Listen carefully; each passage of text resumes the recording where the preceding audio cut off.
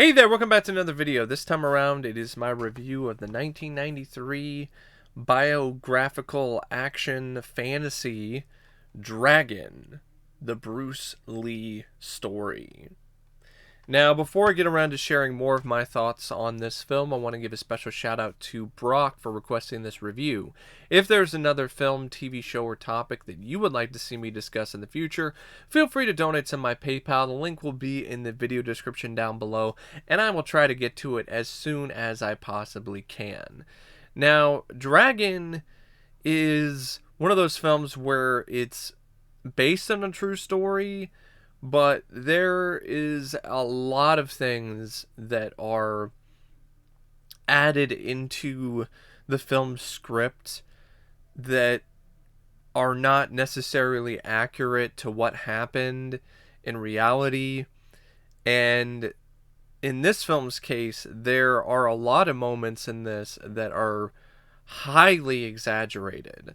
And I think for some people, that has led to them not being super big on this film. Like, they think that the movie is one of those films that is not the best interpretation of the legacy or the story of Bruce Lee. And I can understand that mindset, but I like the fact that this film takes a very different and drastic approach from your typical biopic.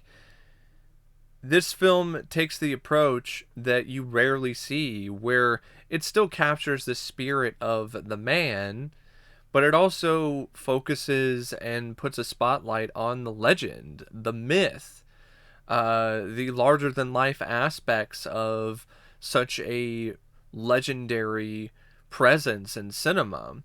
And that was deliberate. They were trying to create a film that was part biopic but also part Bruce Lee movie, in a way where it was set up like a film that you would see Bruce Lee star in, with the action and some of the other plot points. And there's even some elements of fantasy that are thrown in there too. I think the fantasy elements aren't as executed as well as they could have been, but I do like them being in the film because it makes the film more interesting. Dragon is directed by Rob Cohen. Prior to this, he was well known in Hollywood for being a behind-the-scenes guy in terms of working as a producer or working as the head of certain studios. He was not known for being this amazing director. In fact, he didn't direct anything until this film, other than a couple movies that were very obscure for the most part. The last film he did prior to Dragon was a comedy with Robert Hayes called Scandalous from 1984. So it had been a long, long time since Rob Cohen had stepped in front of a camera. And I think this film looks really good. It features some impressive, incredible directing for a guy who didn't have the most recognizable track record, and on top of that, had not directed anything for almost a decade. So it's one of those things where I think it's definitely a impressive feat for Rob Cohen to just step behind the camera and deliver the way that he did with this film. There's a lot of epic shots in this. There's some shots that are very ambitious in terms of the camera work and what he's employing with his visual style or his particular vision for the film. There's a lot of action sequences that feature a lot of effects and a lot of choreography, and he handles it really well. It doesn't seem like it's something that's too much for him to handle, which it easily could have, considering he hadn't really done much for so long. So yeah, I think Rob Cohen did a great job directing the film. And the screenplay is by Rob, John Raffo, and Edward Kamara. It's very loosely based on a couple books, Bruce Lee, The Man Only I Knew by Linda Lee Cadwell, and Bruce Lee, The Biography by Robert Clouse. And I'm saying that it's loosely based on those biographies because there's a lot of stuff that's fabricated for entertainment. And that leads to the film in a lot of ways being a comic book retelling of Bruce Lee's life. And that's a big reason why the film is so enjoyable and so entertaining. I think the film is honestly pretty underrated because it's unlike any other biopic I can think of because it takes a lot of creative liberties, but does it in a way that still feels somewhat respectful. And it doesn't feel like it's, pissing on Bruce Lee's legacy. I do think there are some issues to be had, though, or some problems that I do have with certain elements of the script. For one, I don't think the way that it handles the demon, the spirit that's trying to destroy Bruce and his bloodline, I don't think that's really written very well, especially when it comes to the climax. And also the way that that's set up, it feels kind of cheap. If there's anything about this script that is close to being disrespectful to Bruce Lee's legacy, it's incorporating this whole demon angle into the film and handling it the way that the movie does. There's just something about young Brandon Lee being the target of this demon and Bruce vanquishing the demon at the end of the movie in order to save his son, that really doesn't sit right considering that Brandon Lee died in 1993 shooting the crow and the film is dedicated to Brandon.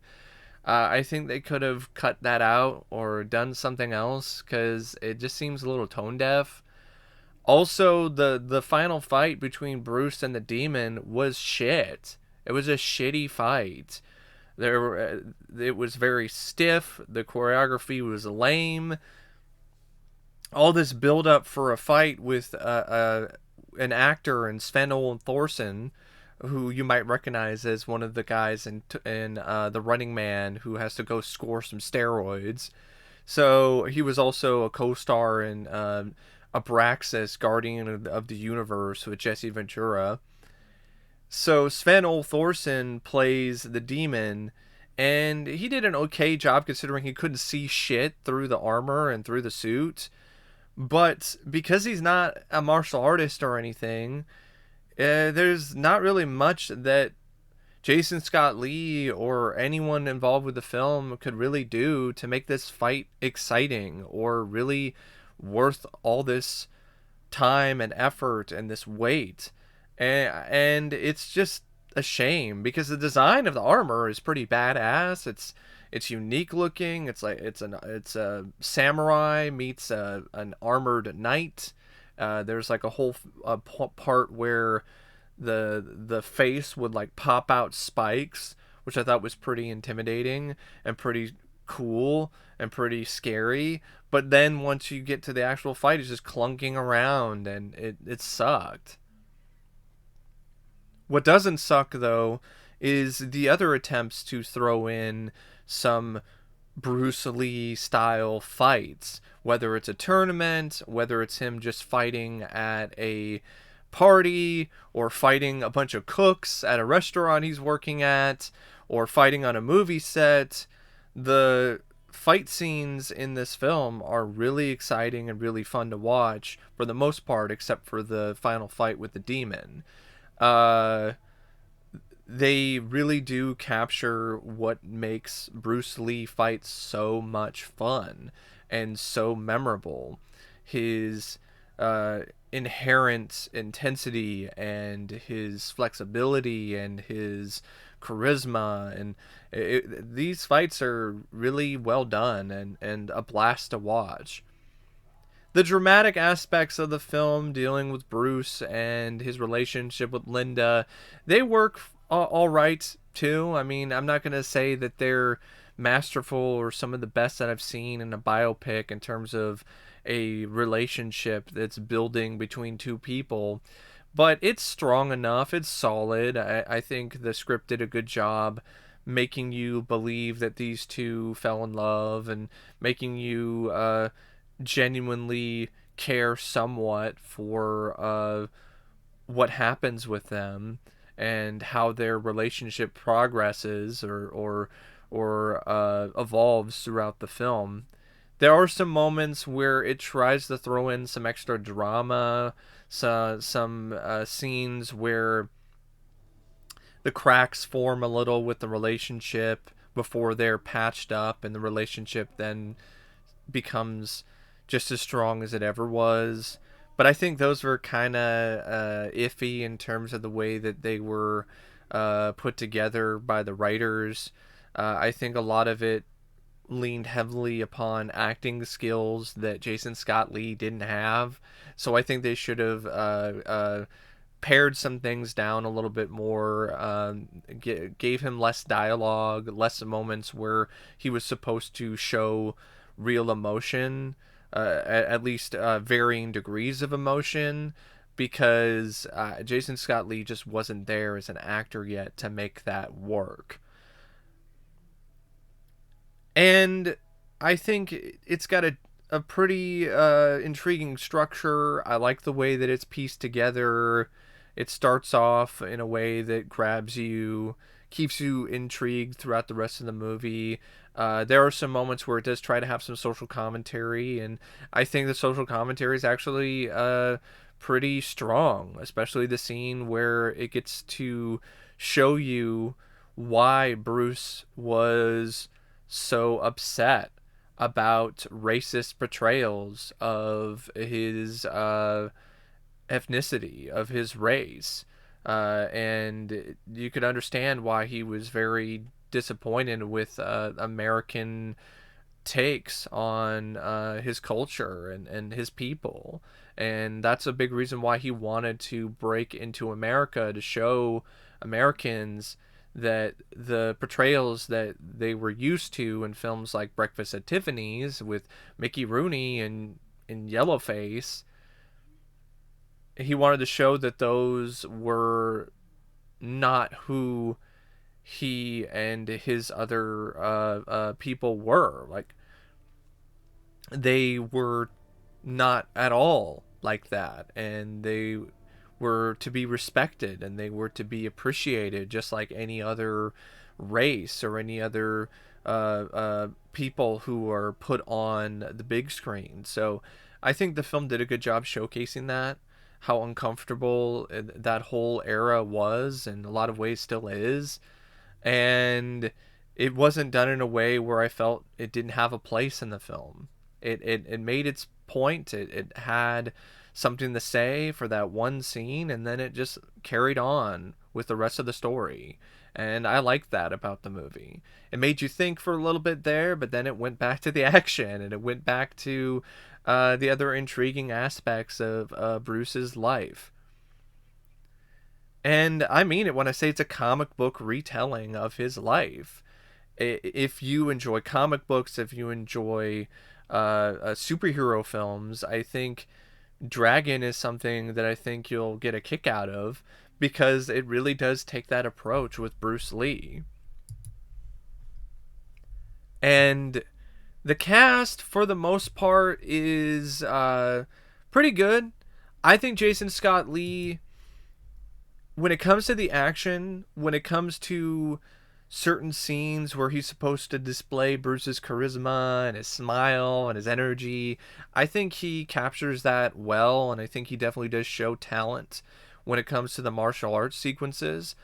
His ability to really pull all this off is even more impressive, considering he did not know any martial arts before he started working on this film. He was a dancer. He was cast specifically because of his look, how close he was in appearance to Bruce, but also because he was a very accomplished dancer.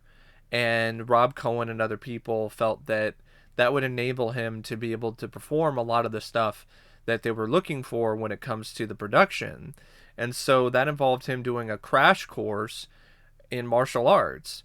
and he was smart enough and he was talented enough to learn it pretty quickly and then perform it on screen and look like he was a trained martial artist for a good chunk of his life. It's hard to really believe that he did not already know martial arts prior to shooting this film, because he makes it look so easy. He makes it look so effortless in his scenes. But the performance does have its issues, does have its faults, because he just is not really there as a dramatic actor. And to be fair, neither was Bruce, but it's one of those things where scenes that are supposed to carry a certain dramatic weight don't really carry as much weight as the filmmakers intended. It just turns out to be kind of clunky and just not really as effective as it could be, because the line delivery is just not really there. It's inconsistent in terms of the quality of the acting. Lauren Holly, though, I think she was a great bit of casting. It was nice to see her in something big, like a big tentpole film. She showed that she could play serious roles and not just a damsel in distress in films like Turbulence or Ford Fairlane. And I would say it's arguably probably the best performance I've seen from her, at least when it comes to the films that I have seen starring Lauren Holly. And I thought she showed a lot of range. I thought she had some really wonderful chemistry with Jason Scott Lee, and her scenes definitely did elevate the film.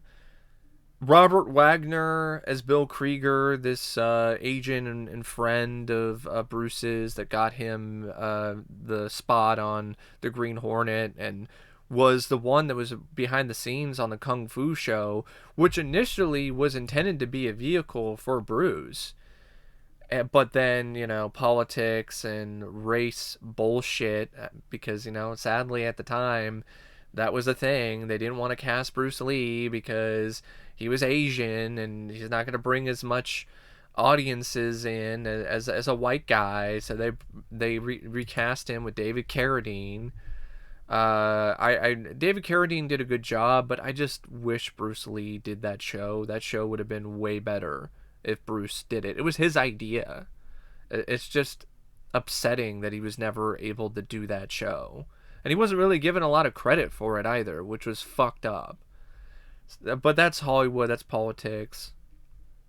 But Robert Wagner's character, Bill Krieger, gets involved, I think, and lets Bruce know about, I think, Enter the Dragon or some of these other films that he might have the potential to be in.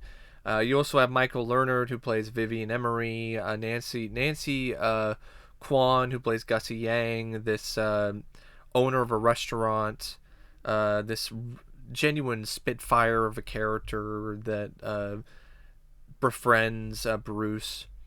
You have Lim Tay-Tong as Philip Tan, Ric Young, who plays Bruce's father, Sven-Ole Thorsen, who plays the demon. Shannon Lee has a little cameo as a singer at a party. Van Williams, the Green Hornet himself, plays the director of one of the Green Hornet episodes. Rob Cohen also has a bit of a cameo as the director of Enter the Dragon, because there's a whole bit at the end of the film where it recreates the Hall of Mirrors sequence, or the Room of Mirrors sequence. And I overall do think the cast works. Jason Scott Lee, he definitely pulled it off when it comes to showcasing the energy and the genuine charm of Bruce, and really made you understand why people were so drawn to him, and drawn to not only his ability as a martial artist, but also just his charisma and his personality. But I wish Brandon Lee played his father in this film. I know why he didn't do it, because he felt it would have been weird and he just didn't feel comfortable with it. But the reason why I wish that he did it is simple. He would still be alive. Brandon would still be with us if he did this film instead of The Crow. Or better yet, maybe not this movie, maybe some other film. Just anything other than The Crow. Because if Brandon didn't do The Crow, he would never have died. He would still be with us, and he would still be making films, and would have probably gone on to do things like The Matrix, and would have really skyrocketed his career into the stratosphere, because he was a talented actor in his own right. I actually think in a lot of ways he was a little bit of a better actor than his father, and he was just starting to really grow into his own, and he was already a capable martial artist as showcased in films like Showdown in Little Tokyo and Rapid Fire. So it's just a really sad loss that Brandon was taken away, especially the way that his star was shot out of the sky, because it was something that was so avoidable, and it was just tragic. And I get why he didn't do the film, but if there wasn't another project that Brandon was able to do, or people were looking at him for around this time other than Dragon, then I honestly wish he did Dragon. And I think he probably would have done a little bit better of a job than Jason Scott Lee when it comes to the more dramatic scenes. The film also features some adequate, okay cinematography by David Egby. There are some moments where the cinematography shines. There's a sequence basically around the end credits, which I thought was really good. There's also some other scenes involving like the premiere of one of Bruce Lee's films, the the celebration that occurs. I thought that was a really well shot sequence, and that looked pretty good. But there's some other shots that are just kind of there. It's not really a film that's really gonna make your jaw drop when it comes to the cinematography. The editing was also fine. Good job by Peter Amundsen. I would say it was at its best and most effective when it comes to the sequences that involved action. When it comes to the fights, and when it comes to the sequences with the demon. The music by Randy Edelman is excellent. This score is phenomenal, and Randy does not get enough credit for this score, especially since this is a score that was used in a multitude of different movie trailers for years after this film's release. And he just is not given enough credit for the score that he did. I mean, there are a lot of pieces of music in this that are thrilling and exciting and add an extra bit of adrenaline to the fight scenes, but then moments where it's somber and it's heartfelt and it's epic, but in a different way. A very memorable, very strong score that just matched the spirit of Bruce Lee perfectly. It was such a great match, and it's another thing that makes this film as good as it is, and another thing that makes the film underrated. I liked the film quite a bit. I was very entertained by it. I had some issues with it in terms of how it interpreted the demon and how they handled some stuff with Brandon Lee, and I also felt that some of the performances weren't as strong as others, or they were just a little uneven. And some of the comic book aspects of the plot were a little ridiculous, like an underground fighting tournament that leads to Bruce getting his back broken. There's no way in hell that happened. That's just pure Hollywood nonsense. But other than those few exceptions, I got a kick out of this film. I would definitely recommend it if you are a fan of Bruce Lee. and you're a fan of his films, because I think there's a lot to like about this film, and there's a lot to really find to be not only intriguing and interesting, but also really a lot of fun to watch. But anyway, thank you for watching my review of Dragon, the Bruce Lee story, and as always, I will see you later. See ya.